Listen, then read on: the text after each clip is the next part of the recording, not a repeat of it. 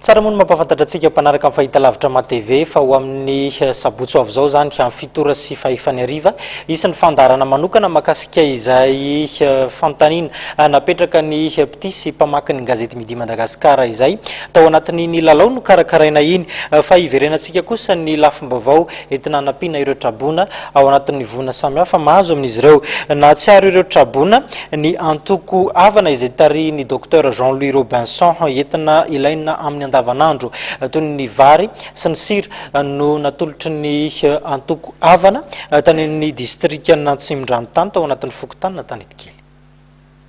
Mitondra ny tsirambin'ny tanana ho an'ireo sahirana sy traboina atao amin'ny fokontany Antanetikey, komina Boijoky, distrikan'Atsimondrano, omaly ny antoko Avana izay tarihan'ny docteur Jean-Louis Robinson. Nahitana vary, savony, sira, ireo fanampiana natolony tamin'izany.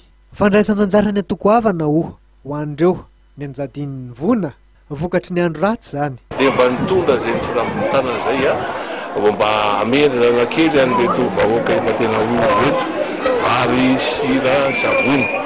Dia zavatra izay dia marika ihany izay zavatra izay fa dia marika ho an'ny Madagasikara ray manontolo ka manao antsoavo amin'izao fotoan'izao ho antsika rehetra samy malagasy. Ny voalohany indrindra aloha miondrika tena mpanajana an'ireo olona namony eny ary dia makahery ireo fianakaviana nanana olona diso.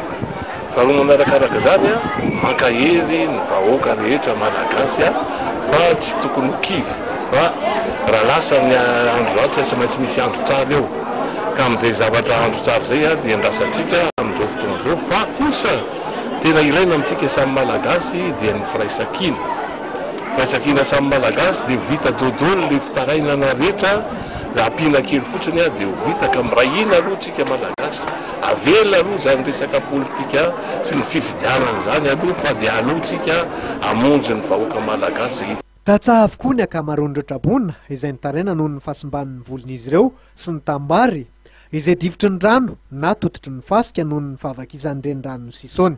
Very fidiram-bola sy fivelomana izy ireo vokatry zany. Misy karazany olona anankiroa tany traboina kabojoky. Ao hoe traboina mativary fotsiny amin'izao.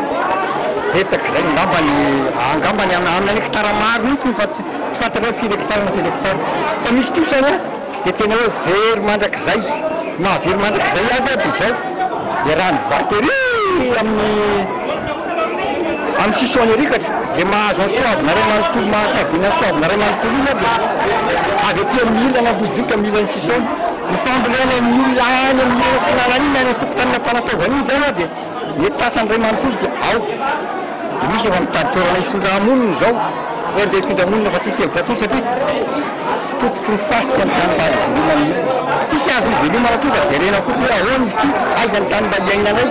Anisan'ny tena mampitaraina ny mponina eny amin'ity community ihany koa ny faratsy ny lalana izay olana lehibe tsy mampandroso ny tontolo ambanivohitra.